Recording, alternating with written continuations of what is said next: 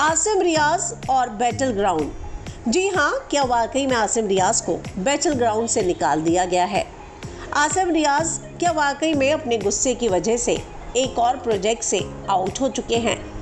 आसिम रियाज और उनके गुस्से के चर्चे काफ़ी समय से रहे हैं और ऐसे में अब एक और बड़ी खबर सामने आ रही है।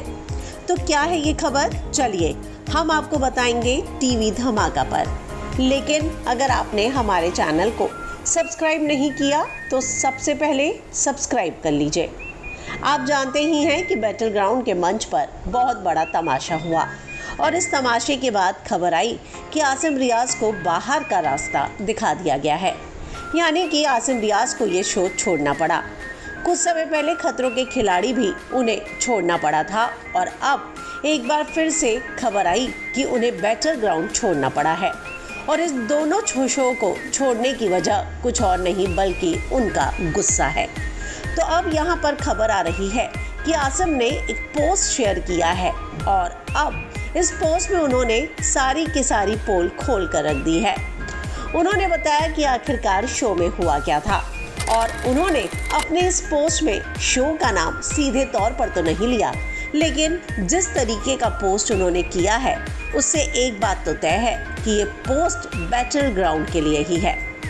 तो बिग बॉस 13 से फेम पाने वाले मॉडल और एक्टर आसिम रियाज किसी न किसी वजह से लाइमलाइट में रहते ही हैं। अब उन्होंने एक पोस्ट किया है जिसमें उन्होंने अपनी कुछ तस्वीरें जो हैं वो शेयर की हैं। इसका कैप्शन में उन्होंने लिखा है स्क्रिप्टेड और तस्वीरें हैं जिसमें आसिम सिगरेट पीते हुए एक ब्लैक एंड वाइट फोटो में नजर आ रहे हैं।